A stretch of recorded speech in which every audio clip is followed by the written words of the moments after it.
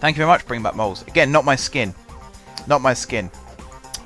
When this gets uploaded to YouTube, I'll put the links for the skin and the database in the description.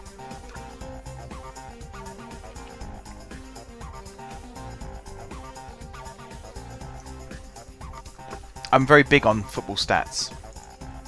Funny enough, only when I'm playing Football Manager or FIFA. When I'm actually watching football, particularly if I'm like at Stevenage, and my brother's got the BBC Sport app on his phone, and he's showing me like the possession stats and things like that, and I'm always going, it doesn't matter, the score's what matters most. And yet when I'm playing Football Manager, I'm looking at things like, well, we've had 4 shots on target and they've only had 3. So I guess I'm a perfectionist in game, and then outside the game I just want to enjoy watching football. I guess it's because I have an element of control in this. Like, if my team aren't having enough possession, I'll change the formation or the tactics slightly to make us have more possession, so it matters. Like, when I'm watching Stevenage, I have no impact on the team whatsoever, so I don't care about possession and shots and all that kind of thing. The team report homepage, which one's that? Oh, I know which one you mean. This one. It's full of stats, isn't it? Full of stats. That's not how I remember it. I'm usually the one focused on the... I was kind of hoping you wouldn't say anything, Golfer. Golfer's my brother. Yeah, I like this. I like the graphics. I think if it was just the numbers, it wouldn't be as nice, but you can see the graphics. I mean, this isn't an actual proper graphic. Like, it doesn't show the crosses, as it were. But it's just nice to have the images. It's good. What are my weaknesses? Could do with more than just Robert Grant able to play at right wing back. There is not a great deal of quality depth outside of the first team. 15 of the 37 assists conceded in the last 22 matches have come from through balls. Yeah, they've come from lobbed through balls as well. Johnston's average rating of 6.77 is only good enough to rank him 15th amongst all players in the league. He's still the 15th best player in the league. That's something to bear in mind. Lack quality depth in goal. Could do with more depth at centre-back. We've got 5 players who can play centre-back. Jones is only a decent option at left wing-back, and that area of the team could be better. We don't have left wing-back. We just have a left-back. We don't have any exciting youth prospects. What do you expect? We're in the Spartan South. 14 of the 37 assists conceded in the last 22 matches have come from deep positions. Yeah. Tell you what I'm going to do. I'm going to have a little word here. Recent form.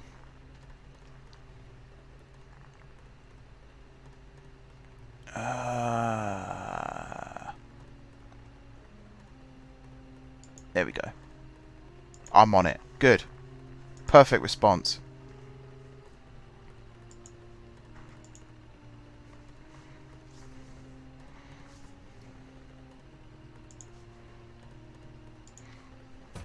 Maybe some of my my stat loving is starting to creep over into the real world as well.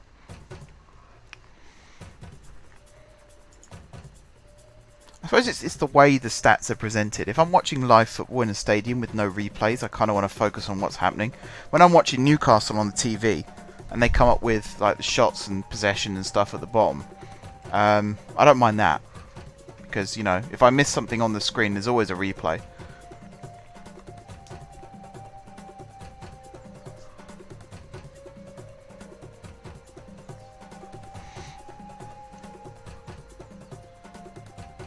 If you watch, bring back Moles, if you watch all of my different Football Manager series on my channel, each one's got a different match layout for various reasons. Normally because it doesn't carry over between saves for some reason. I think it's supposed to, but it's not. It might be something to do with the skin. So I'm always trying to remember how I've got it all set up, and I always end up getting it wrong. Like the in-match highlights, they're always the same. They're the ones that are remembered, but the between highlights screen, it always seems to be different. So you get a nice versatile mix.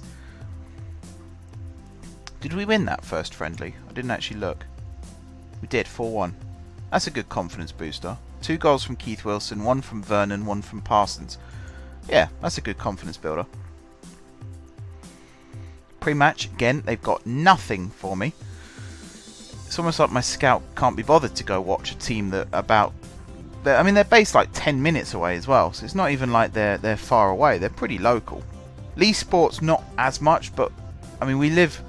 Hatfield is on the Lee Valley, or it's on the River Lee, I should say. It's not quite the valley at this point. So, Lee Sports. I'm sure that's where the kayaking was for the Olympics in 2012. Lee Valley.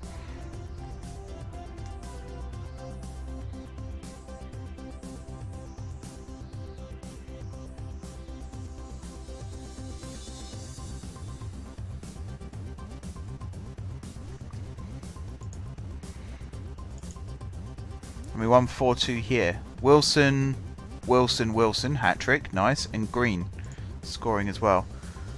Oh, 6 to 7 weeks. What's he got? Groin strain.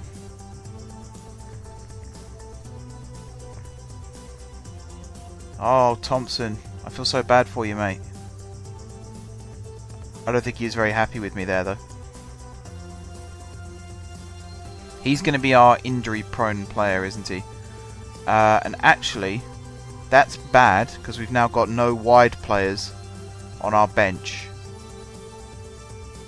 That's very bad. I mean, we got Johnston still, who can play right wing and left wing, and through the middle. Drewson can only play right wing. So can Grant. So, Green on the bench is probably a good choice. Use that. If anyone wants me to talk them through the match plans that I've got set up as well, feel free to ask. I realise it's quite a lot to take in when you just look at it.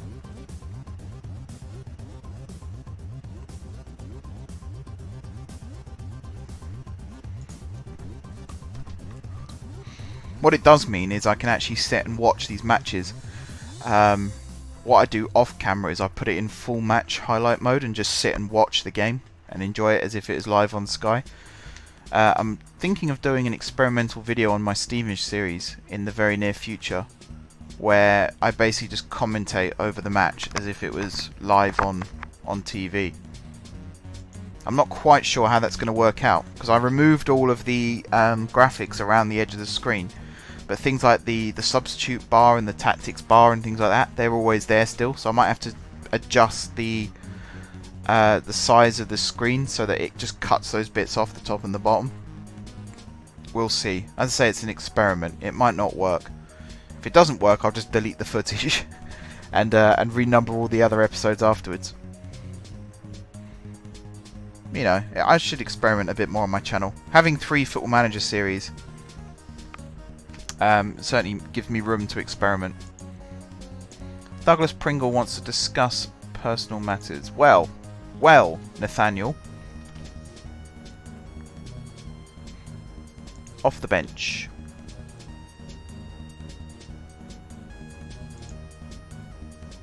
Okay, he's getting nowhere. Alright, I'll talk you through the match plans very quickly.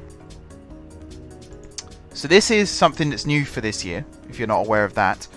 It's something that's very touch and go as to whether it works or not. So you can always see every time I make a change in the tactics window, I then have to come back over here and make sure that it's activated for the next game, which is incredibly frustrating, and I hope they fix that for next year. These are all the scenarios that I've got set up, and what this essentially means is, so this one here, winning by 1+ goal in the 75th to 85th minute. It automatically will change my formation and playing style to match what I've told it to do here. So in this case, as you saw, I play a 4-4-2 with advanced wide midfielders. Here, if we're winning by a goal between the 75th and 85th minute, we switch to a 4-2-3-1 DM with a contained mentality and a highly structured shape, and then the team instructions change to these ones here. So that's the first one. If I'm then winning by a goal still in the 85th to 90th minute, we then go to a 4-2-3-1-0 DM. So it's the same formation again, except the midfielders move back further and there's no striker, so the furthest player forward is technically classed as an attacking midfielder. On the flip side of that, if we're losing by a goal, between 75 and 85 we switch to a 4-3-3 narrow. Although I'm tempted to change that because I don't think that actually helps. attack. Maybe a 4-3-3 wide would be better. Is there a 4-3-3 wide? That's a good question. 4 defender. 4-3-3 narrow is there. 4-3-2-1 narrow is there. 4-5-1 potentially. 4-1-4-1. That's good for a defending actually. 4-1-4-1. There must be one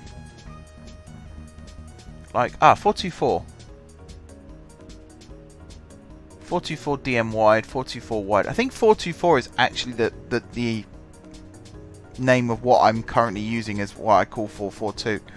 So I think I will just leave that. But you can see we got an overload and we do more direct passing, we take more risks, we shoot on sight, that kind of thing. We whip crosses into the box rather than just float them, that kind of thing.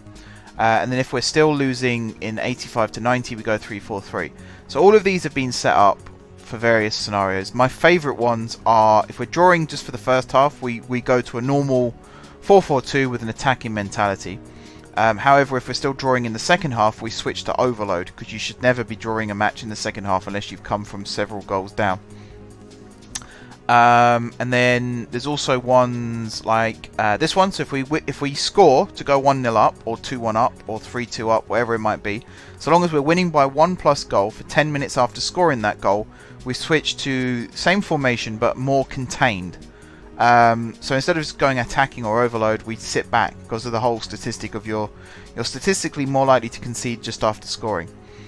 And then if we're winning by a goal for 10 minutes after conceding, so let's say we're 2-0 up and we concede to go just 2-1 up, we then have this one set up. So we go to a 4-2-3-1 formation, which is what M4J3 is set up, with a counter-attacking mentality. So it's basically to try not to let them score again, to make it 2-2.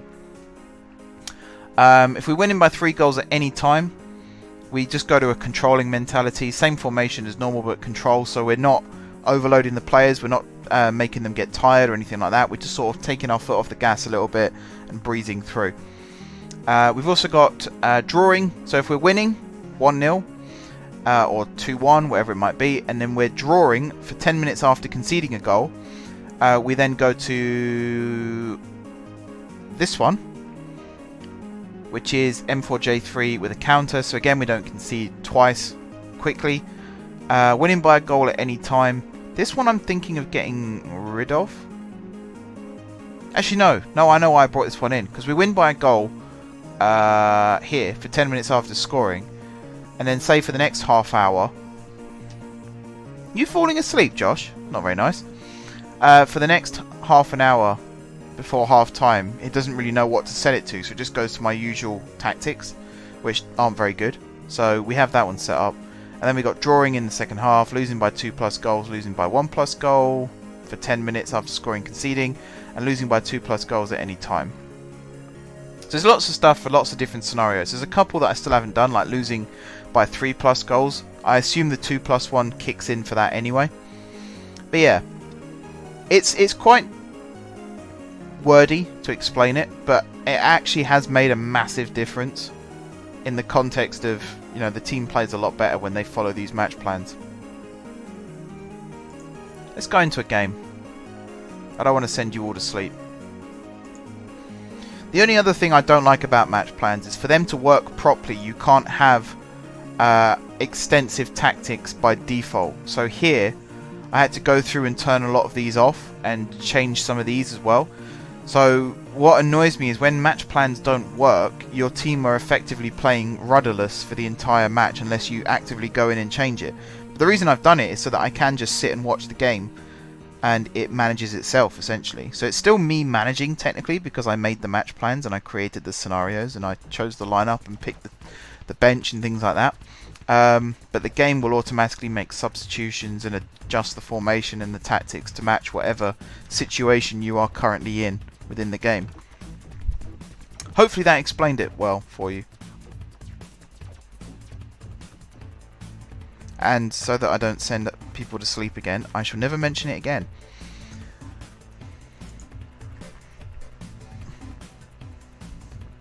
I think I actually scared Oliato off with that description. I do talk about it in one of my videos as well, and I think I do it better in the video, to be honest, because I was setting it up as I was talking about it, so it was a bit more dynamic. Alright, save the game before we go into the match. Looks like we're only allowed 5 subs in this game. So I'm going to have to rearrange the bench slightly.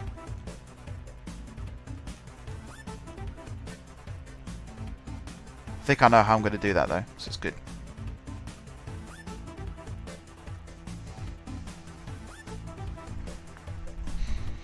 Ah yeah, your Leeds video. I was going to ask about that actually. Were there any interesting trains going through today? Or was it just a normal day?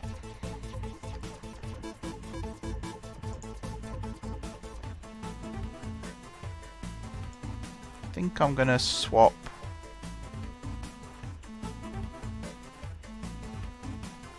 It's really tricky because we don't... I thought we had a versatile squad, but when Thompson gets injured, we don't, do we? Because we got no sub centre midfielders. Alright, if I do this, and then swap Wilson with Robinson and do this.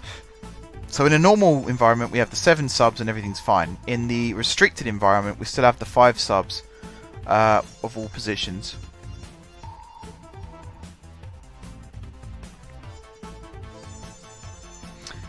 This game, every year, they find more and more ways to make it more and more in-depth. It's very clever.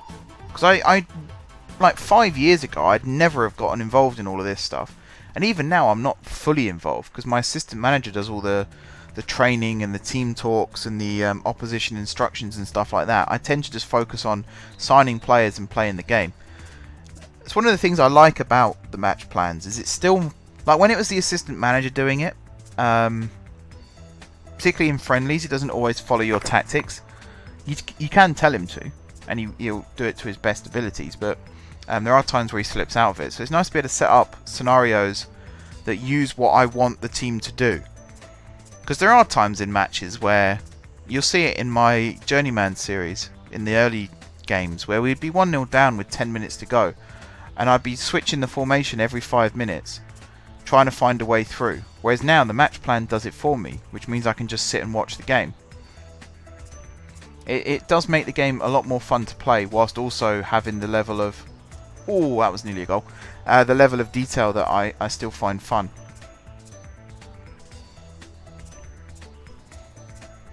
It's a new feature. That's the other thing. I keep having to remind myself. It's a new feature, so that's the reason it doesn't work properly all the time. It's because it's new. National Rail Museum HST made an appearance, as did the War Memorial for the Fallen 91 Locomotive 2.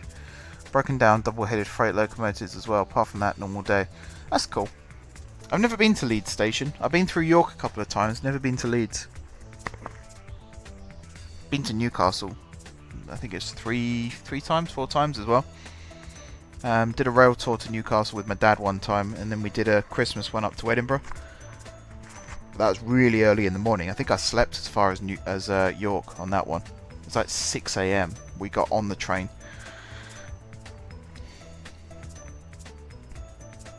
This is a really boring first half. One highlight.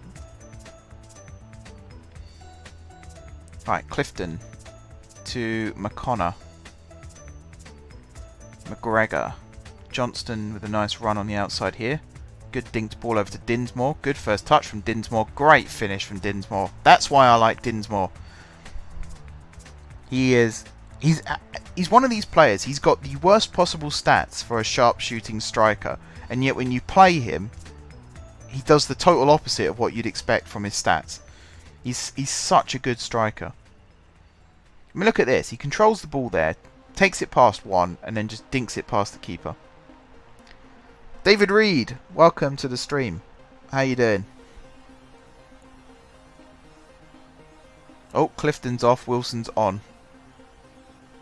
Don't think I wanted that. The other thing about yeah, we started the match about 10 minutes ago. We just had one highlight and then the goal. That's the other thing I don't like about the match plans, is when it changes your tactics. It looks to the bench to see. So basically, it looks at your current 11 that are out on the pitch, to see if it can change the formation with those 11. If it can't, then it will make substitutions. And it tends to make substitutions based on who your lowest rated player is. So Clifton had that shot at the start that was blocked. Oh, another follow. Hang on, let me just see who that was. And then I'll carry on bitching about the match plans. David Reed, thank you for the follow. That's 3 new followers tonight, I think. Which is probably the highest I've had for quite a while. So thank you to everyone who's clicked the follow button. Oh, Dinsmore. I thought he was going to put that on a plate for Wilson then. What was I saying? Oh yeah. So it looks at your current 11 to see if it can change the formation. If it can't, it makes a substitution based on the lowest rated player. Now Clifton had that shot that was blocked. That made him our lowest rated player because he hadn't scored, he hadn't got an assist or anything like that. He was the lowest rated of the 2 strikers, I should say. So when it comes to change the tactic, it's looking for someone who can play as a target man, which Clifton can do. But because he's playing badly and not got a very high rating, it just subs him off and brings on Wilson. The worst example of this, you'll see it in my Stevenage career in a couple of weeks' time, I think it is. I was playing Shrewsbury. Oh, that's so unlucky. I thought Jones did a really good job of clearing that then. Just bounced off him. Yeah, my Stevenage career, I was playing Shrewsbury. And this was when I first experimented with match plans. And I had it originally so that when we went 3 goals up, we would switch to a 5-3-2, I think it was. And just, like, kill the game off, essentially. Not let them attack at all. Problem with that, and in fact you've just seen it on screen now as well. The problem with that is when we went 3-0 up inside 30 minutes, and then it made a substitution to change the formation, except it didn't just make 1 substitution to change it to 5-3-2. It made 3 substitutions. So we were 3-0 up, it made 3 substitutions, all within 30 minutes of the game. And then in the second half, I think I had an injury or something. I think I ended up winning the match, like, I think it was 4-2 or something. And it was those 3 substitutions that really screwed it up for me. So it's still a work in progress, and you can tell it's a work in progress. They've kind of brought it in and made it work to an extent. I think next year they'll make it work properly. And, you know, I'm not against that. When you release a game every year, there are sometimes going to be features that are purely experimental, and they'll either be improved for the next release or they won't be in the next release at all. So I love match plans for all the reasons I gave earlier, but I hate match plans because it does make subs at the worst possible moments. And there are times, like in the last couple of games actually, where I've really wanted it. Oh, that's a good finish from Wilson. I've really wanted it to make the changes at the end, but because there's no one on the bench that it can bring on to change the formation, it doesn't just change the formation, it just does nothing. So the overload and the changing to 3 up front and things like that, it just doesn't do it. And then you end up with a kind of stuck between 2 tactics. So you do then have to go in and manually change it. It feels like the feature was maybe brought in very late in the day. Maybe it's something that they have been trying to bring in for the last couple of years, and this year they had an option of either not putting it in the game at all or putting it in to a lesser extent than what was originally planned, and I think they went with that second option. They brought it into a lesser extent because when it works really well, but when it doesn't work, it really does mess you up, and it does get very frustrating. So you can see there it's just changed to the 4-2-3-1 DM. It's one of the reasons why I was very eager to make McGregor and McConnor both able to play at defence midfield as well as just centre midfield. You can see it made the other sub there. Annoyingly, the sub that it did make... So let me look. Douglas Pringle. So Wilson, I think, is up front. I'm going to have to look at the formations thing again in a second to find out who exactly is playing where. Alright, Grant should chase this one down at least. Into Drewson. Forward to McConnor. Into Johnston, who it looks like is playing up front for some reason. Poor shot from him. It looks like it's put Wilson out on the left wing again. Yeah, Wilson's out on the left wing. Johnston's up front. Johnston can play left midfield. That's what annoys me most about that. I think it's because it has to be an attacking midfielder in that position, and Wilson's left-footed, so he's like the best thing that isn't a left winger to a left winger, because he's left-footed. I mean, Johnston's left-footed. Surely, if I had Keith Wilson playing, he would be in that attacking midfield role, I'm sure. I don't know what Randall was doing there. If he's messed that up, oh, you absolute moron. I mean, that's just an individual mistake. It's nothing to do with match plans. But yeah, we end up playing strange players in strange positions, because it will make substitutions to make it fit, and then it will do something like putting your 6'7" striker out on the left midfield just because he's left-footed. I don't get it. It needs fixing. Well, I don't even know how to describe how it's broken, but I know that something needs fixing. Right. To answer the question this time, Josh, it's extra time. So here we go. It was a good goal. It was just really poor defending by Randall. It wasn't even bad defending. It was just bad. Everything about it bad. Did it on the ball for far too long. Should have just punted it upfield. Gave it away in a stupid position and then couldn't stop the cross.